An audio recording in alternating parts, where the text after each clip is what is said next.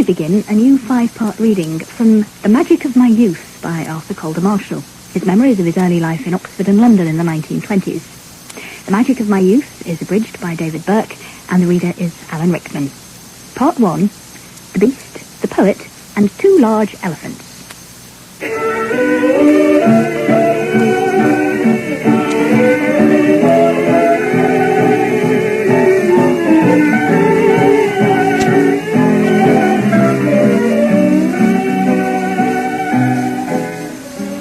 It would be an exaggeration to say that Aleister Crowley haunted my youth. Nevertheless, it was a name which, once heard, seemed to surface again and again, and the reputation of the man intrigued me continuously until at last I came face to face with him. Crowley, whom the Daily Mail was fond of describing as the most evil man in the world, referred to himself by an abundance of titles, including the Beast 666 of the Apocalypse. Certainly he dealt in the occult, though he publicly denied practicing black magic. But the more he protested, the more the reputation grew. On the evening of Crowley's death, a friend of mine, Tom Dryberg, told me a curious story about him. Tom had once received a telephone call from a man who asked him if he would be interested in acquiring any Crowleyana. On replying that he might be, he was told that he should call at an address on one of the less fashionable streets of Islington at 6 p.m. on the following day. There he found a man, a theatrical conjurer by profession, now in straitened circumstances, the only reason which would induce him to part with the rare and curious works of the master. The one which Dryberg picked out as interesting was a red leather volume, one of Crowley's private diaries in which he used to record his sexual and magical operations. Some time later, Crowley gave dinner to Dryberg. At the end of the dinner, Crowley ordered a bottle of Perrier Jouet 21 and later drew a magic symbol on the back of the menu and passed it to Dryberg, asking him to describe what he saw in it, a clairvoyant parlour game of which he was fond. Dryberg stared at it for some time and then slowly began to describe the red leather volume obscured by a silver monstrance with A on its left hand and beneath it IHS. Crowley leaned forward in a state of violent excitement. "What's inside?" he said. "Open it, man. Tell me what you can read." Dryberg looked at his watch and got up rapidly. "I'd no idea it was so late. I've got a dash to Fleet Street, but," he added, patting the beast on the shoulder as he left, "perhaps if you give me another bottle of Perrier Jouet 21 as excellent as this sometime, I might be able to tell you what was inside." Telling me the story the evening of Crowley's death, Dryberg was annoyed because he couldn't remember the name of the conjurer in Islington. It worried him for the rest of the evening. The name was there, round a corner in his memory, but it wouldn't appear. Even when he left, sometime after midnight, he was still stalking it through the back of his mind. He was going up Kensington Church Street when out of the darkness of a shop entrance there stepped a young man who asked him for a light. Having complied, Dryberg pocketed his matches and began to walk up the hill towards Notting Hill Gates. He had gone a dozen paces when from behind him came the voice of the young man calling through the drizzle. "I say, have you seen Cosmo lately?" Cosmo was the name which had eluded him the whole evening. Cosmo the Great, illusionist. Dryberg wheeled round and shouted to the young man, who was still standing in the rain under the street lamp, "Do you know Cosmo?" "Me?" called the young man in a surprised voice. "No." Then he turned and strode rapidly away. If this was the last appearance of Crowley before his departure to the Inferno, it was in character. Once you heard his name, you heard it everywhere. All I know is that having spent the first 15 years of my life in ignorance of Crowley's existence, in 1923 I became aware of him from separate sources in the course of 6 months. From a Sunday newspaper, from my brother at Oxford, and most remarkable of all, from the Steyning poet, Victor Newburgh. Steyning was where my grandfather lived, and where my brother and I used to spend our holidays from St. Paul's School in London. This was the 20s. Class distinctions ruled.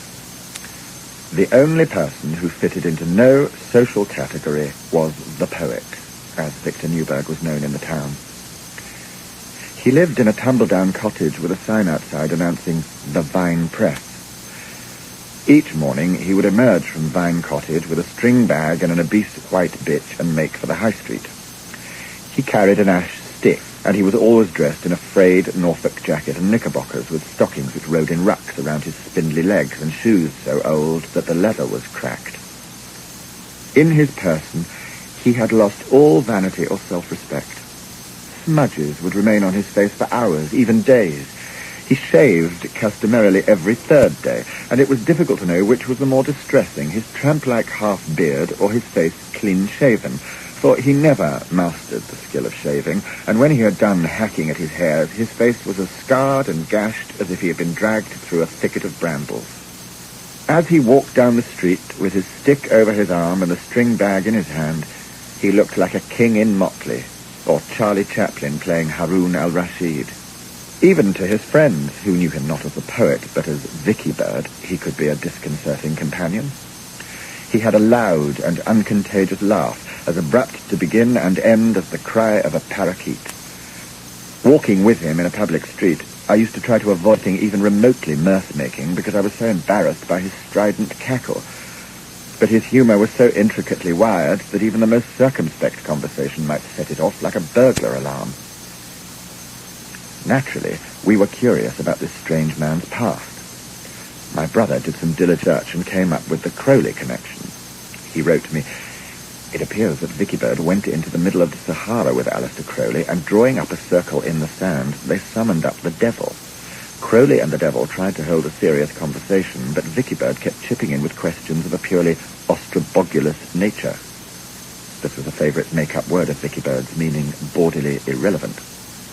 Crowley became so enraged that he turned Vicky Bird into a zebra. My brother and I naturally lost no time in broaching the subject with Vicky Bird next time we met.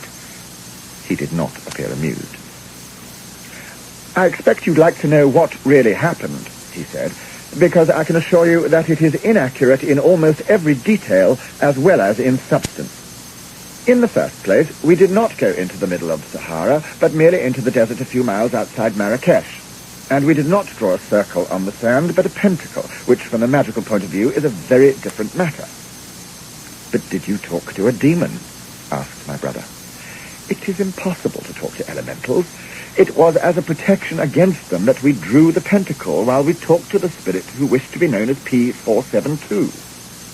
"He sounds," suggested my brother, "like an early motorist." Vicky Bird disregarded this facetiousness. "He was a foreman builder from Ur of the Chaldees, still earthbound. It was an absurd situation, because though we had summoned the spirit to learn more about the life beyond, we found that he was so ignorant that we already knew more than he did. It was he who was asking questions of us." "And no quarrel?" asked my brother. "No zebra?" "I only quarrelled with Crowley once, and that was final. Tell me, do I look as if I had been a zebra?" When the holidays came to an end, my brother and I would say our farewells to Vicky Bird and return to London to continue our studies. But before long, my brother had left school, and as a freshman at Oxford was eagerly clambering up the foothills of manhood. As a schoolboy, 4 years his junior, I had become an encumbrance, a reminder of how recent were his own school days. The more desperately I tagged behind him, the more eager he was to shake me off. There may be joys peculiar to the age of 15, but in this incarnation I missed them. I wanted to burn up the years until I left school, by some magic to become my brother's coeval. As an undergraduate, my brother was permitted to drink beer at home. Immediately, I advanced my own claims for beer, arguing that David Copperfield had drunk porter at the age of 10. "If you like beer," said my father, "of course you can have beer." So every evening, by my place was set a bottle of Fremlin's Elephant Ale. Its smell was repulsive, and its tang made me wince. But to drink beer was a proof of manhood, and it was not long before I had schooled myself to drink a whole pint of the unpalatable stuff without betraying my disgust. Finding one evening that she had forgotten to renew the supply, my mother asked me to go to the off-licence to buy some more. But when I reached the off-licence, it was shut. Then, across Tottenham Court Road, I saw the lights of the Blue Post's public house. Why on earth didn't you go to our pub then? My brother would say if I went back. I suppose you funked it. Behind the bar was a peroxide blonde who pulled beer dreamily as she conversed with a red, foxy-faced man sitting on a stool. Having served customers to my right and left, she deigned to notice me. What do you want, son? She asked. In a loud, clear voice, which betrayed the timidity it was meant to disguise, I said, I want 2 large elephants, please. This sentence, formulated as I hesitated outside, seemed to me a triumph of expertise until I saw the expression on the girl's face. I'm sorry, son, she said. I didn't quite catch. A couple of large elephants, I repeated, laying my money on the counter, or 4 small ones would do. She turned to the managerial person by her side. There's a young gentleman here, she said in a ringing voice, wanting to buy elephants. Could you see to him? The bar was silent. The customers knew they were onto a good thing. The manager asked me to repeat my request. I did so with what I hoped was the proper scorn of anybody in the pub business who didn't know what an elephant was. There's a pet shop up the road, son, he said, but I doubt if they could give you delivery tonight. This, and the roar of laughter which followed it, made me realize the double entendre, but I was too ashamed to laugh myself. Don't you, I asked with surging contempt, don't you keep Fremlin's elephant ale? Oh, said the barmaid, this is a whore's house, sonny, not a Fremlin's. What about 2 large whores? Nearly capsized in the hurricane of laughter which this suggestion raised, I paid across my money, snatched the large whores, and pushed into the street. But I didn't go straight home. There are moments, especially in adolescence, when life stacks the cards against one, and art must be called on for a re-deal. I had, after all, been rather courageous in getting this beer, but to secure the recognition of this bravery, I knew that a slight rearrangement of inessential detail was needed. I walked round Bedford Square several times before it came out right. When I returned, my brother was lying on the sofa reading D.H. Lawrence. You've been a long time, he said, without looking up. I told him what had happened, omitting any description of my state of mind. It was not the whole truth, but it was nothing but the truth until the end.